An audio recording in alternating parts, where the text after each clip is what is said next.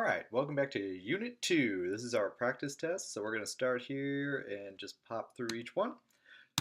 So have your test handy, as here we go. So here we are at question 1. So question 1 was find the first 5 terms of the sequence. So we have the explicit equation here, 3 to the n minus 1.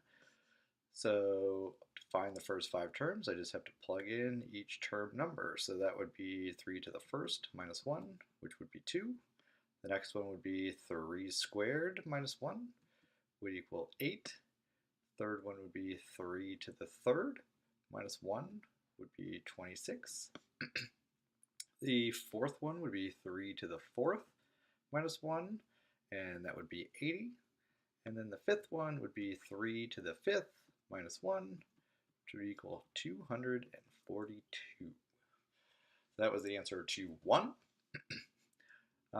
And then number 2, they gave us a recursive formula, a little different than the ones we've been dealing with class. So it's not a geometric or arithmetic. So they did give us the first term of the sequence, which was 3. Okay, now to find the second term. So find the second term, I'd use the first term, t of 1. So that would be 3. And t of 1, n was 1, so plus 1 would equal 4. Okay, to find the third term, I'd use the second term, so that was 4. So that's t of 2, which is 4, plus 2 here would give me 6. Then I'd use 6 plus the third term, or the third spot, because that was the spot I was currently at, to find the next term, which would equal 9. And then that was 4, so one more. So then we get 9 plus 4, which is 13. So it should have been 3, 4, 6, 9, and then 13. All right, so for the sequence here, 1, 7 halves, 6, 17 halves, etc., we want to find the 20th term. All right, so help to figure out what we are doing each time. So figure out if this is arithmetic or geometric. So here, let's see what we're doing to add 3 times. So here I added 5 halves. And okay, so if I add 5 halves again, I would get to 12 halves, which is 6. And then I have 5 halves, so it is arithmetic. So t of n equals, so that would be, I'm adding 5 halves each time, n, and then plus, well, what is my 0th term? So my first term was 1, so that's 2 over 2. So this would be negative 3 halves, would be the y, our fictitious y-intercept. So to find the 20th term, I just got to plug 20 in here. So 5 halves times 20 minus 3 halves. So 5 halves times 20 is, let's see, 5 times 10, which is 50, minus 3 halves. So 50 would be 100 halves. So that would be 97 halves would be our 20th term. Okay, and will 101 be a term of this sequence? So if 101 was a term of my sequence, I'm going to do my work over here. That would mean that 101 would equal 5 halves n minus 3 halves. Okay, so I'm going to add 3 halves to both sides. So remember, 101 is 202 halves. Okay, common denominator. So 202 over 3 would be 205 halves equals 5 halves n. And now I'm going to divide both sides by 5 halves. This is a lot of fractions. So we get, what, 205 halves times the reciprocal, 2 over 5. So those go away, and 5 goes into 205. I should know this, but I'm going to do it in the calculator anyway. 41 times. So yes, it will, because we get a whole number for our term.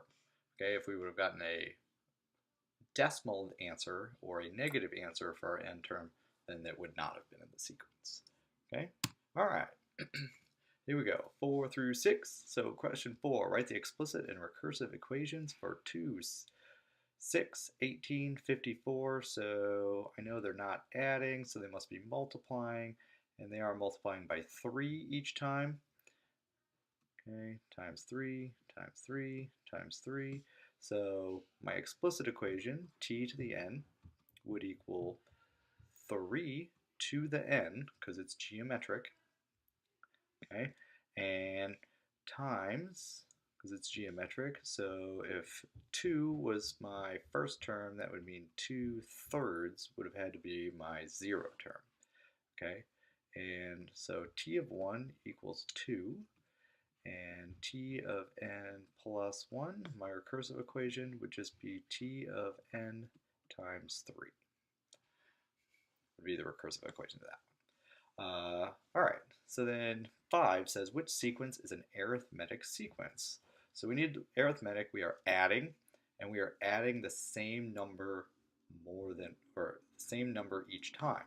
So here we're going 7 to 10, that's plus 3, plus 3, plus 3, plus 3, boom, that one is. Okay, here we're plus 7, then we're plus 14, nope. Here we're plus 1, plus 2, plus 3. Nope, all these are different. X that one out. Here we are plus 6, plus 7, plus 8. No, those also not arithmetic. So just A was an arithmetic sequence. So don't be confused by the ones that just add. They have to have the same difference each time. Okay. All right, so what are the terms of this missing arithmetic sequence? All right, well, we got to figure out the common difference. So let's do it by 62 minus 5 over, let's see, 1, 2, that is the fourth term, minus the first term. So I get 57 divided by 3, which I believe is 19. It is. Okay, so I'm adding 19 each time, so plus 19 to 5, this would be 24. Plus 19 on that would be 43. Plus 19 gives me 62. Boom. So 24 and 43 would have been the missing terms there.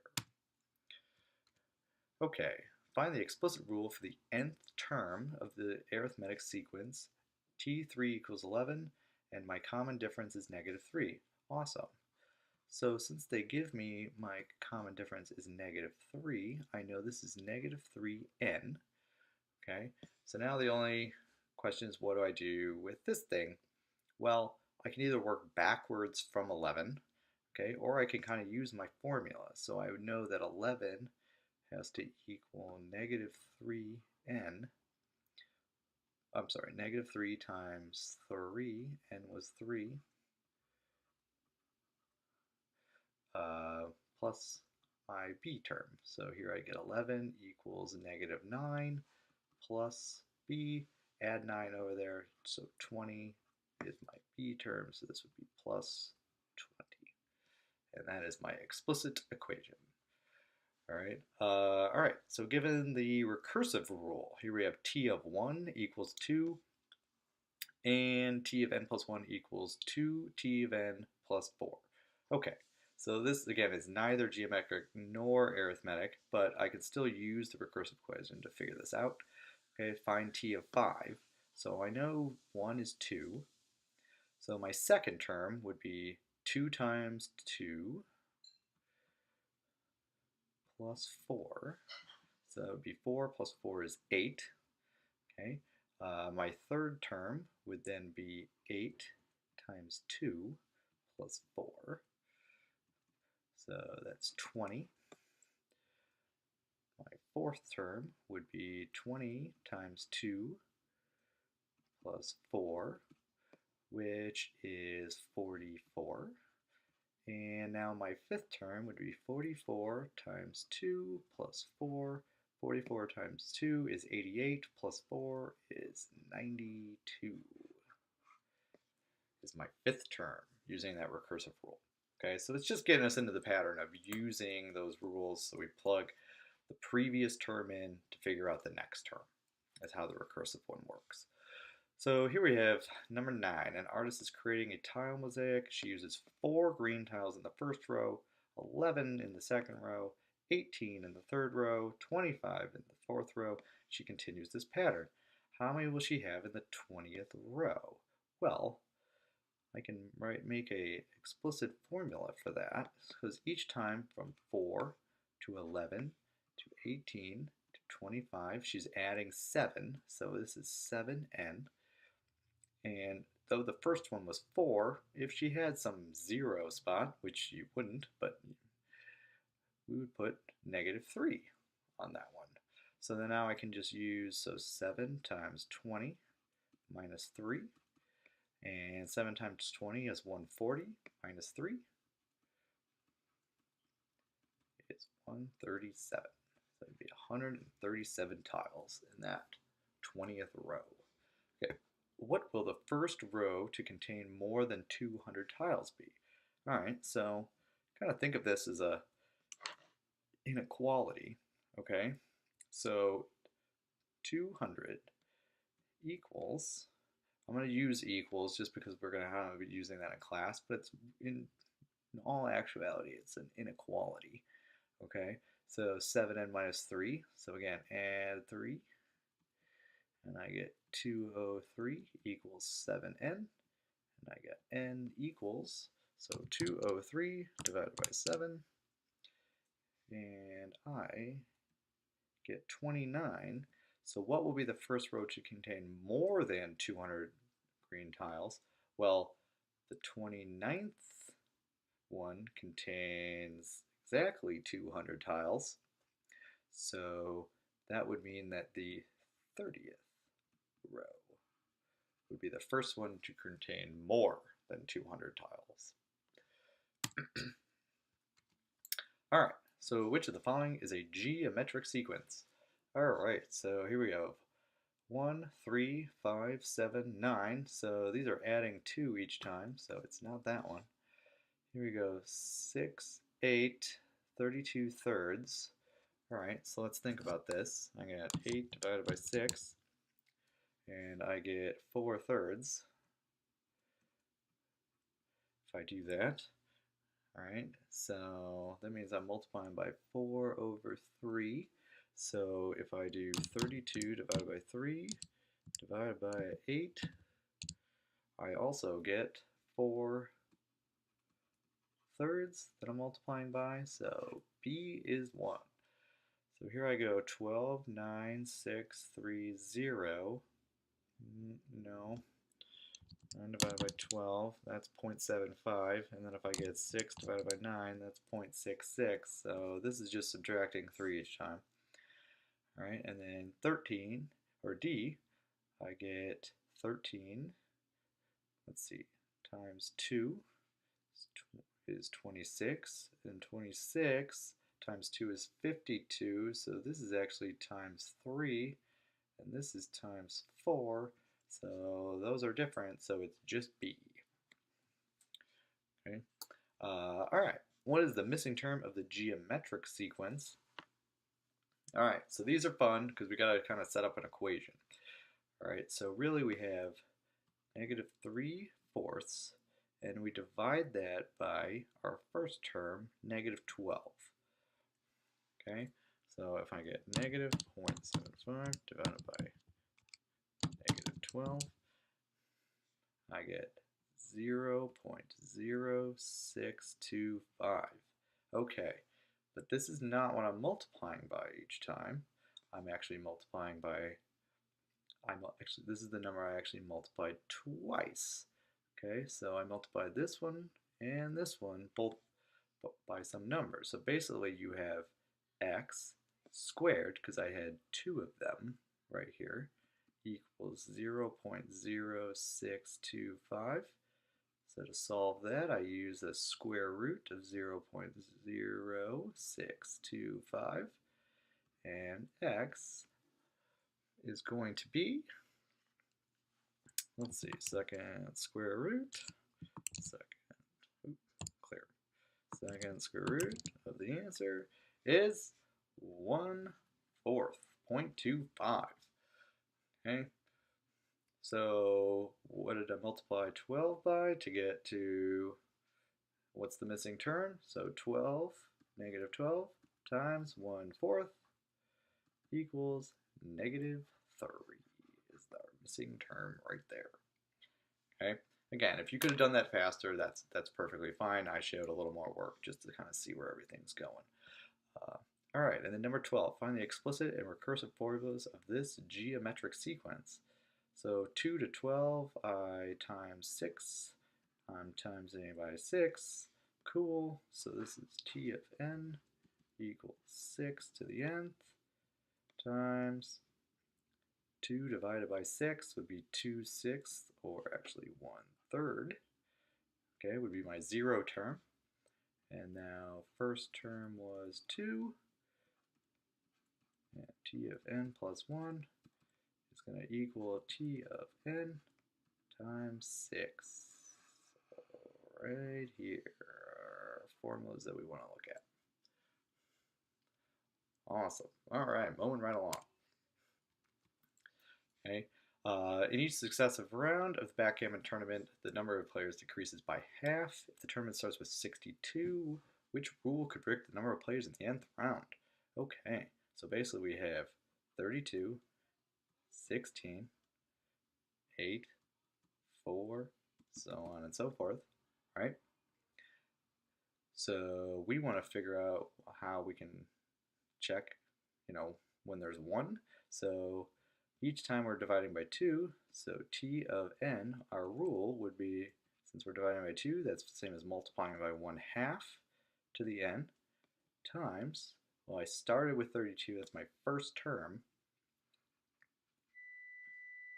so I would want 64. Okay, and after how many games will the tournament be completed? So one game we have 32. Oh, my bad, we start with 32. So 32 is actually, this is the 0 term. This is the first term. This is after round 2, so on and so forth. So my bad, this should be 32. Misread the problem. Okay, now, so we started with 32. So tournament's going to be completed when we have 1. So 1 equals 1. Oh, we're not actually going to solve this. So here is round 3. 2 would be round 4.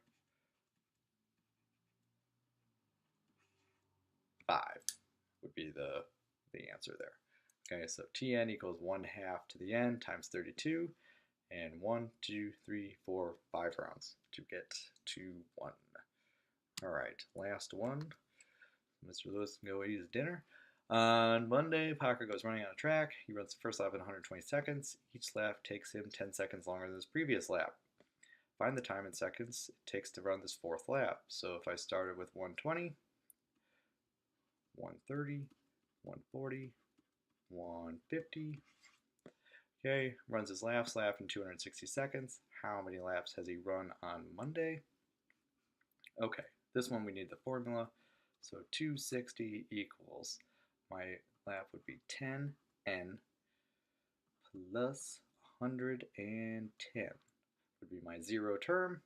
So subtract this out, I get 150 equals 10n, and equals 15.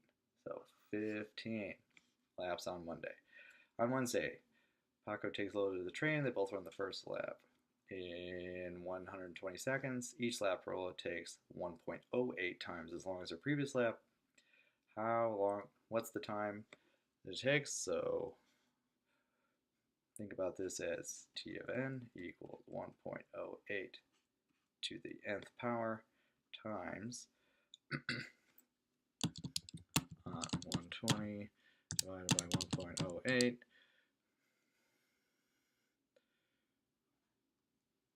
is 111.11.